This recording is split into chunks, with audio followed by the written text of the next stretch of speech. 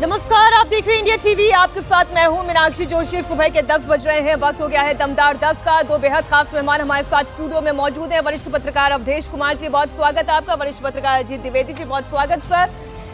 आज चर्चा होगी बिहार की, मुख्यमंत्री नीतीश कुमार के बेटे निशांत कुमार की।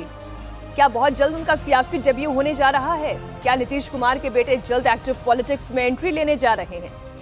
एक तस्वीर आपके सामने रखेंगे जहां नीतीश कुमार के बेटे निशांत कुमार खड़े हुए हैं।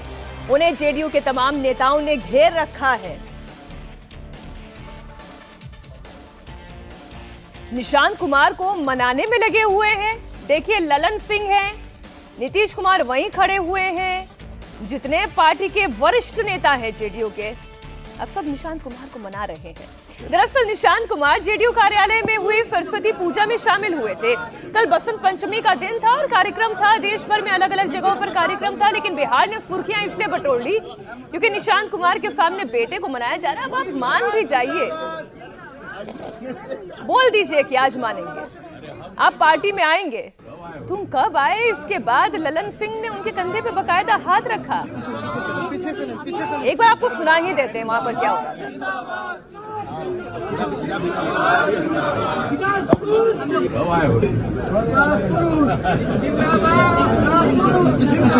पीछे से नहीं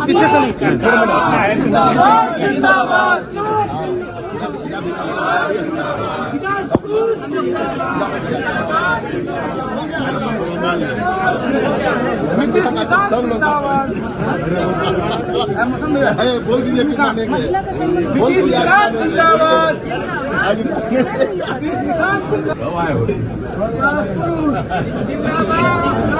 वहां पर वो भी सुनाते हैं। आशीर्वाद लेने आए थे पिताजी जी। मैं भी आया हूँ सरस्वती माता के दरबार में। पिताजी से क्या बात हुई? सरस्वती माता का आशीर्वाद लेने आए थे पिताजी जी। मैं भी आया हूँ सरस्वती माता के दरबार में। पिताजी से क्या बात हुई? ऐसा सब चीज। अब निशांत कुमार ये कह रहे हैं कि सरस्वती पूजा का मौका है, आशीर्वाद लेने आया हूं। लेकिन वहां जो चर्चा चल रही थी अजीत जी, बड़ी इंटरेस्टिंग थी। ललन सिंह कह, अच्छा पहले पिता पूछ रहे कि तुम कब आए?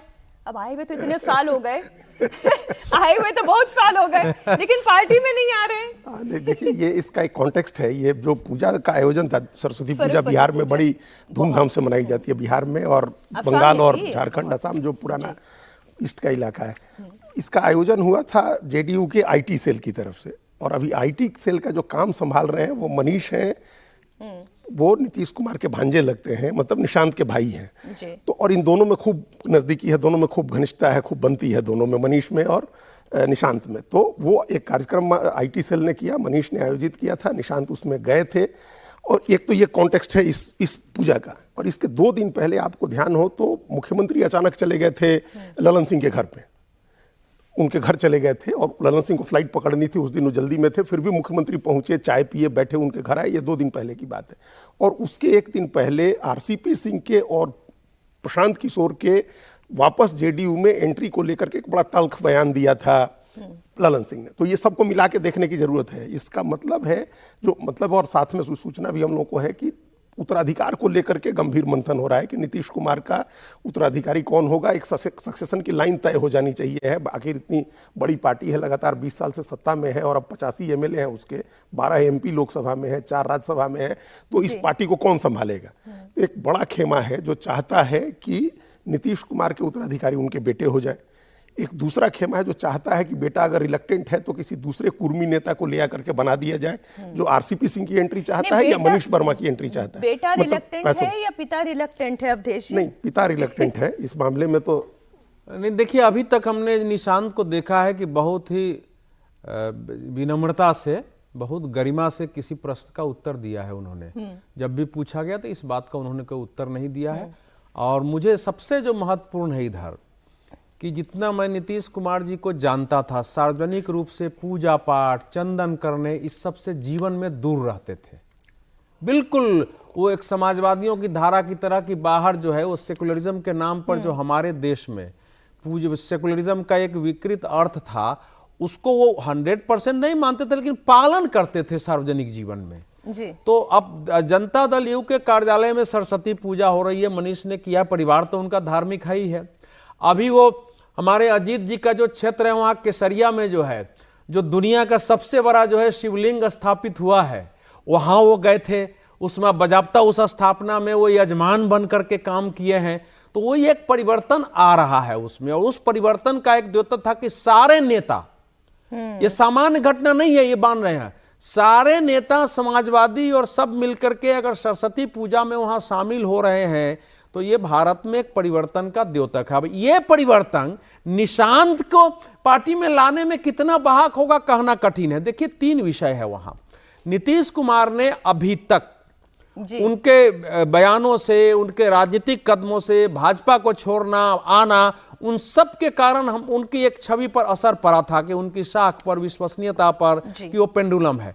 लेकिन अभी तक उन्होंने 2-3 एक चीजों से कि परिवार की राजनीति में और सत्ता में किसी प्रकार का दखल हो, इससे 100% उन्होंने अपने को बचाए रखा है। दूसरा, व्यक्तिगत स्तर पर एक आरोप नहीं है कि उनके और उनके परिवार ने कुछ भ्रष्टाचार सत्ता के नाम पर किया हो, यार कहीं किसी प्रकार के सत्ता का दुरुपयोग कर दिया हो। तो नीतीश कुमार को भी यह फैसला लेने में कठिनाई होगी, जो कुछ अभी तक उन्होंने बनाया है।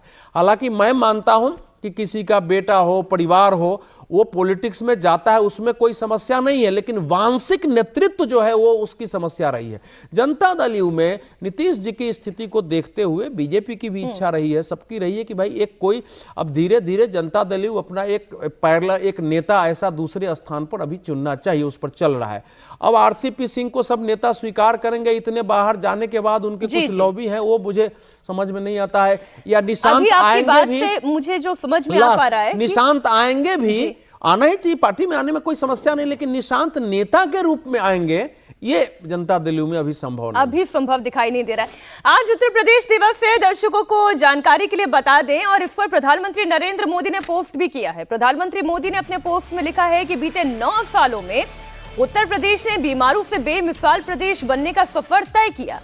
डबल इंजन सरकार और विकास को समर्पित लोगों की सहभागिता से यह संभव हुआ।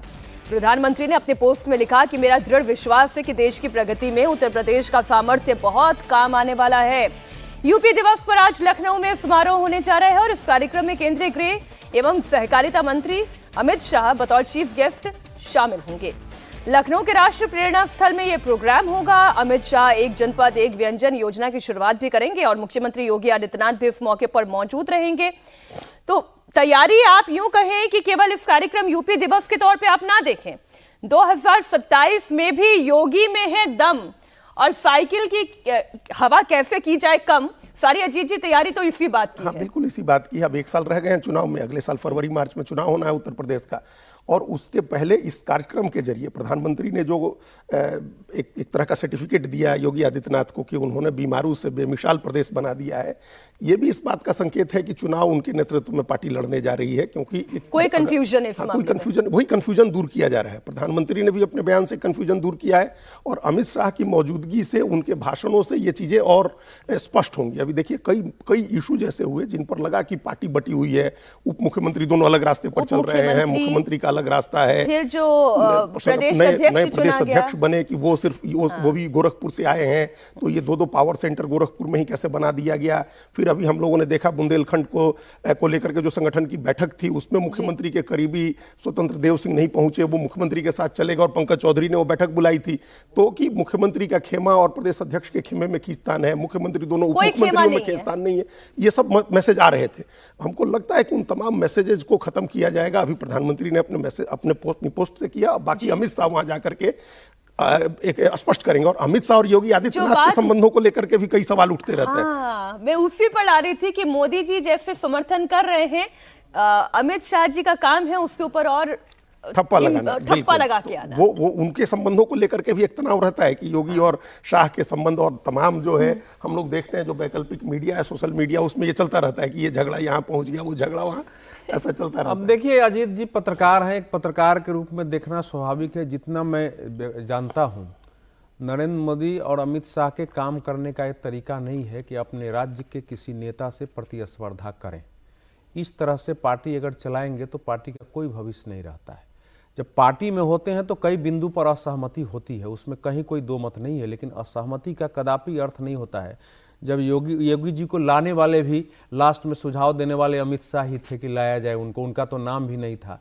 जब विधायकों ने विद्रोह किया, आपको इनको ध्यान में होना चाहिए कि 2020 के 19-20 में जो है 150 से ज़्यादा विधायक उनके विरुद्ध धरने पर बैठने वाले थे, उसमें भी अमित शाह जी ने बचाया है।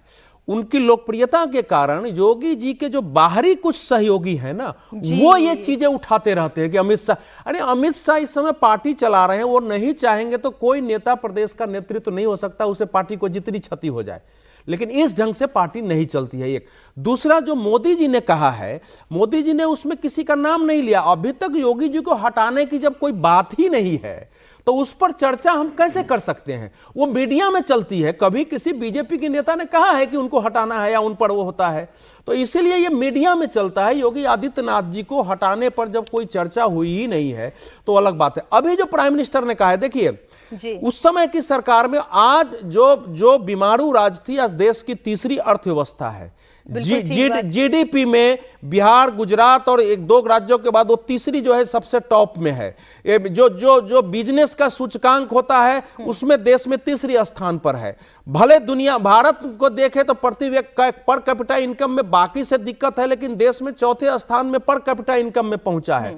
इन्वेस्टमेंट में अभी डावोस में गए हैं और डावोस में जितना एमओयू हो रहा है और जिस रंग का पैवेलियन उत्तर प्रदेश में लगा है और इन्वेस्टमेंट समिट होता है, ये उत्तर प्रदेश में अकल्पनीय था। और इन सब का कारण क्या है? इन सब का कारण है कि उत्तर प्रदेश में कानून और व्यवस्था की जो स्थिति सुधरी है, जो नहीं थी। फिल्म सिटी बन रही है, अंतर्राष्ट्रीय हवाई अड्डे बन रहे हैं, तो इसलिए उत्तर प्रदेश में आमूल परिवर्तन आया है। ये योगी उत्तर प्रदेश के लिए उपयोगी हैं, ये मोदी जी भी कह रहे हैं, ये अमित शाह भी उस बात पर ठप्पा लगा रहे हैं। अब बस 27 की इस इलेक्शन पूरी सरकार का होता है, पूरी जनता सरकार, हैट्रिक केंद्र सरकार, करवाएगी या नहीं प्रदेश सरकार, करवाएगी, सबको मिला के एक कंट्रीब्यूशन होता है। बिल्कुल। किसी एक व्यक्ति को सब कुछ का श्रेय देना ही हमारे देश की एक समस्या हो जाती है। मोदी जी स्वयं नहीं चाहते कि हमको अकेले किसी चीज का श्रेय मिले, सब मिलके करते हैं, सबका कंट्रीब्यूशन होता है। नहीं तो आप वाराणसी में 22.5 करोड़ लोग एक साल में आ जाए, कल्पना थी कभी? अयोध्या में 16 करोड़ लोग एक साल में आ जाए, कोई सोच सकता था? तो इस सारी चीजें परिवर्तन हुई है। जो है अपने साइकिल में भी 4 लाख करोड़, सुनो 4 लाख करोड़ रुपया का व्यापार कुंभ में हो गया। बिल्कुल ठीक बात सर। उत्तर प्रदेश की और खूब चर्चा होगी, सबसे बड़ा सूबा है, लेकिन एक और बड़ा सूबा है महाराष्ट्र। वहां पर सियासी खींचतान है। मेयर पद को लेकर सस्पेंस के बीच उद्धव ठाकरे और राज ठाकरे एक बार फिर साथ दिखाई दिए हैं। राज ठाकरे, उद्धव ठाकरे बाल ठाकरे की जन्म शताब्दी के मौके पर एक साथ नजर आए और इस दौरान राज ठाकरे ने बड़ा बयान दिया। राज ठाकरे ने कहा कि राजनीति में कभी कभी लचीला होना पड़ता है। दरअसल कल्याण डोंबिवली में राज ठाकरे की पार्टी ने शिंदे सेना को समर्थन दे दिया। सवाल ये उठने लगा कि क्या अब महाराष्ट्र में सियासी समीकरण बदल सकते हैं? क्या दूसरी जगहों पर भी राज ठाकरे शिंदे शिवसेना के गठबंधन का नया पैटर्न दिखेगा? वहीं उद्धव ठाकरे ने कहा कि उन्हें किसी से भी हिंदुत्व सीखने की जरूरत नहीं है। एखादी गोष्ट, एखादा माणूस ज्यावेळेला ती घडवतो, ती घडवल्यानंतर त्याचं पुढे बाकीचे लोक काय करतात, हा एक देश, हे एक्झाम्पल आहे, त्याचं उदाहरण आहे त्याचं. पण मला असं वाटतं की बाळासाहेबांनी ज्या तडफेने, ज्या निष्ठेने ते विचार जे मांडले, खास करून महाराष्ट्रामध्ये मराठी माणसाबद्दलची मांडले, हिंदूंना त्यांनी हिंदू म्हणून जागृत केले, पण दुसऱ्यांचे वाभाडे काढण्यासाठी नव्हे, स्वतःच्या स्वाभिमानासाठी उभे केले. जागेवरतीच त्याचं जे काय व्हायचं ते झालं पाहिजे. जय महाराष्ट्र हे आजपासून जोरात सुरू करा. एकमेकाला भेटल्यानंतर, अरे आम्ही सुद्धा जय जय रघुवीर समर्थ बोलणारे समर्थ रामदास सुद्धा आमचेच होते ना, मनाचेच लोक, त्यांनी शिकवले आम्हाला. महाराष्ट्रामध्ये जेवढे हिंदुत्व जपणारे साधू संत झाले तेवढे इतर प्रांतात झाले असतील तर आनंद आहे. पण आम्हाला जेवढी संस्कृती आणि एक सांस्कृतिक इतिहास आहे, संस्कार आहेत, त्याच्यामुळे आम्हाला कोणी काही संस्कार शिकवण्याची काही गरज नाही, हिंदुत्व शिकवण्याची तर काही कोणी अजिबात गरज नाहीये. लढायचं कसं तर आम्हाला शिकवूच नका, कारण आमच्या रक्तामध्ये लढाच आहे. सदांतर आम्ही लढतच राहिलेलो आहोत. उधर मुंबई के मेयर को लेकर उद्धव ठाकरे की पार्टी में दो फाड़ नजर आ रही है। उद्धव सेना के विधायक भास्कर जाधव मांग कर रहे हैं कि शिवसैनिक को मेयर बनाने के लिए एकनाथ शिंदे उद्धव ठाकरे का समर्थन करें, लेकिन संजय राउत भास्कर जाधव की इस मांग के खिलाफ है। वो ये कह रहे हैं कि अभी पार्टी के इतने बुरे दिन भी नहीं आए हैं कि वो शिंदे के साथ चले जाएं। ये बड़ा इंटरेस्टिंग खेला चल रहा है अजीत जी। पहले तो कितना लचीला होना जरूरी है, क्या इतना लचीला हो जाना जरूरी है कि फडणवीस का साथ देने के लिए ठाकरे खड़े हो जाएं? एकनाथ शिंदे का भी साथ दे रहे हैं, फडणवीस का भी साथ दे रहे हैं, कहीं किसी का कहीं किसी का। ये इस पूरे लोकल चुनाव का एक फिनोमिनन है जिसमें हम सब लोगों ने देखा कि इसी तरह से अलायंस किया लोगों ने। अब कल्याण डोंबिवली एक टाइम वो भी शिवसेना का ही गढ़ था। ठाणे, कल्याण, डोंबिवली, मुंबई, यही शिवसेना का गढ़ था और वो सारे गढ़ इन लोगों ने गंवा दिए। एकनाथ शिंदे ने तो कब्जा कर लिया कल्याण और ठाणे दोनों जगह। मुंबई में भी उनका ठीक ठाक परफॉर्मेंस है। तो अब ये दोनों भाई रेलिवेंस तलाश रहे हैं अपनी, और ये जितनी बातें कर रहे हैं इसमें ज्यादातर बातें इनकी बकवास होती हैं। आपको संस्कृति सीखने की जरूरत नहीं है, हिंदुत्व सीखने की जरूरत नहीं है।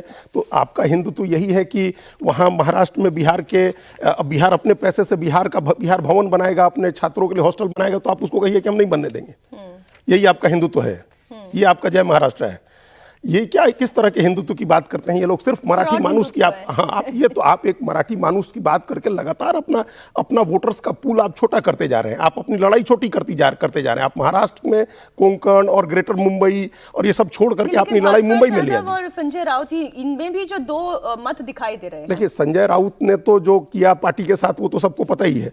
अब ये इन लोगों की समस्या ये है कि अगर कोई शिवसैनिक नहीं बना वहाँ बीएमसी का मेयर, तो एकनाथ शिंदे का भी रेलिवेंस मुंबई में कम होगा और उद्धव ठाकरे की शिवसेना, मतलब पूरी शिवसेना का कम होगा। भारतीय जनता पार्टी अभी जहां है वहां से आगे बढ़ेगी। देखिए, इस बार तो 82 से 89 ही पहुंची है। अगर बीजेपी ने अपना मेयर बना लिया तो 5 साल के बाद बीजेपी अपने दम पर मुंबई बीएमसी को कब्जा करने में कामयाब हो जाएगी। इसी वही ठाकरे का तो लड़ाई असली यही है कि किसी तरह से इस असर को बना के रखे कि नगर निगम की राजनीति कम से कम 3 शहरों में चलती रहे। बात दरअसल सिर्फ और सिर्फ रेलेवेंस की है। सुनो, डोंबिवली में 53 सीटें उसकी 122 में 50 बीजेपी की, 5 मन से कहे न देते तो 5 जा रहे थे उधर। करेंगे क्या? उनकी सीटें ऐसी आई बन जाएंगे। नहीं, लचीले नहीं बनना है।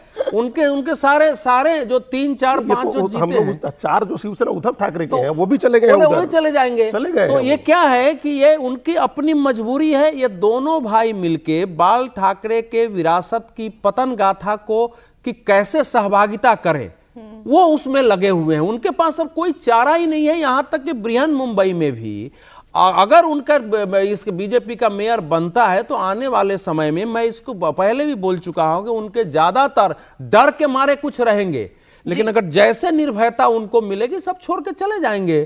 क्योंकि अब उद्धव ठाकरे के साथ डूबते हुए जहाज पर कोई नहीं रहता है, छूट के कूद के भागना पड़ता है, भले उसकी जान चले जाए। तो ये दोनों भाई डूबते हुए जहाज हैं। किसने कहा है कि आप हिंदुत्व सीखो?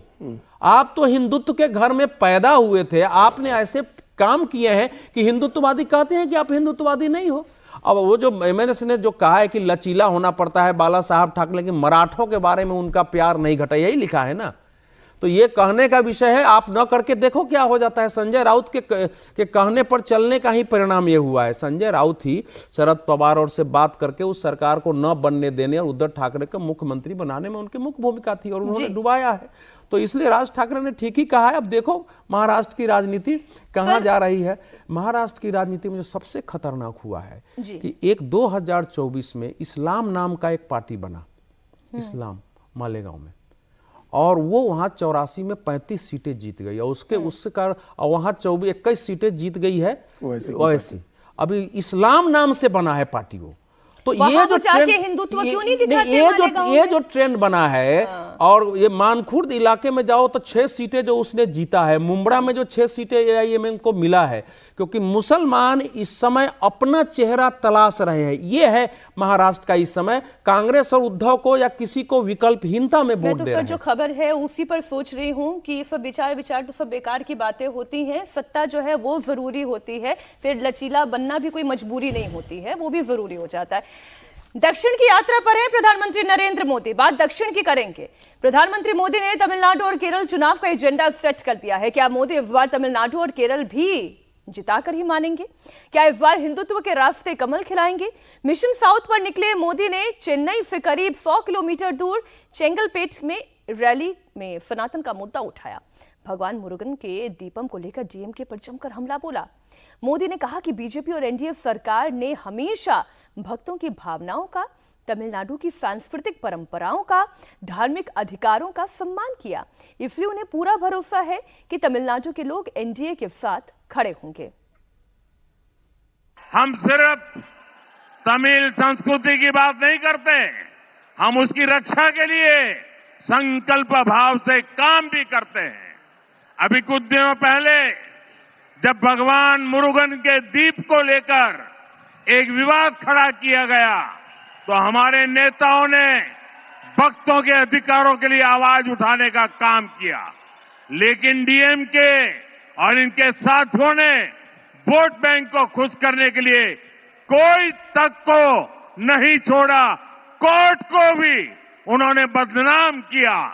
डीएमके तमिलनाडु की संस्कृति, सब तमिलनाडु की संस्कृति की अगर कोई सबसे बड़ी दुश्मन है तो वो डीएमके हैं।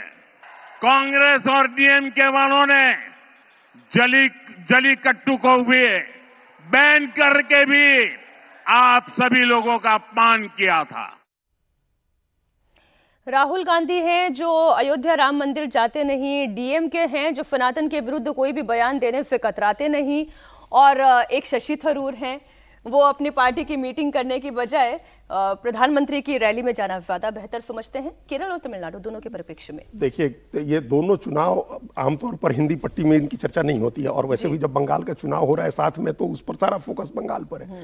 लेकिन भारतीय जनता पार्टी जिस तरह से तमिलनाडु का चुनाव लड़ रही है, केरल का भी, लेकिन केरल में अभी थोड़ी समस्या ज्यादा है। अभी केरल में बीजेपी उस स्टेज में नहीं पहुंची है कि बहुत बड़ा उलटफेर कर दे, हालांकि तैयारी उसकी भी कर रही है बीजेपी। अब आप देखिए 11-12% वोट तक पहुंची गई है, वहां 19% वोट तक। तो लेकिन तमिलनाडु का चुनाव जो है वो हमको ऐसा लग रहा है कि बीजेपी जिस तरह से लड़ रही है वो इस बार वहां डीएमके अलायंस जो है, जो सेकुलर प्रोग्रेसिव अलायंस है, एसपीए, जिसमें 12 पार्टियां शामिल हैं, उसको हराने के लिए जो गठबंधन बनाया है एनडीए ने अन्ना डीएमके को साथ में लेकर के, जिसमें बीजेपी भी है। अब जो वो टीटीवी दिनाकरन अपनी एएमएम के पार्टी लेकर के बाहर हो गए थे एनडीए से, फिर से उनकी एनडीए में वापसी हो गई है। वो वीके शशिकला के भतीजे हैं, बहुत क्लोज रहे हैं लोग जयललिता के। दूसरे जो, हालांकि अभी पनीर सेल्वम से बात नहीं हुई, लेकिन जो पीएम के है रामदास का, जो बनियार एक जाति है वहाँ बड़ी स्ट्रांग जाति है बनियार, उसकी पार्टी है, उसका एक खेमा जो है बेटे का खेमा अम्बुमनी रामदास का, वो आ गए हैं इनके साथ। और वो जो अब एक बड़े कांग्रेस के नेता होते थे जीके वासन, अब उनके मूपनार के बेटे जीके वासन, जो जीके मूपनार के बेटे जीके वासन अपनी टीएमसी पार्टी लेकर के एनडीए में आ गए हैं। तो एनडीए ने भी उसके जो सेकुलर प्रोग्रेसिव अलायंस के बरक्स एक बड़ा अपना गठबंधन खड़ा किया है। उसमें सीटें बांटने का अब एक मोटे तौर पर सीटों की बात चल रही है। 56 एनडीए मतलब बीजेपी अपने ले ले, और बाकी सीटें 234 में से अन्ना डीएमके लड़े पलानीस्वामी के नेतृत्व में। ये जो थेवर हैं, बनियार हैं, जो नडार हैं, जो सनातन को मानने वाले लोग हैं, उनको लेकर के बीजेपी ने एक ऐसा गठबंधन वहां बनाया है जो इस बार अगर उलटफेर कर दे तमिलनाडु में तो हमको हैरानी नहीं होगी। केरल का हम अभी नहीं कर रहे, केरल में भी अच्छी लड़ाई लड़ रही है भारतीय जनता पार्टी, लेकिन तमिलनाडु की लड़ाई बहुत दिलचस्प हो गई है। और लग रहा था कि बड़ी बड़ी मजबूत स्थिति में है डीएमके अलायंस, लेकिन वैसा है नहीं।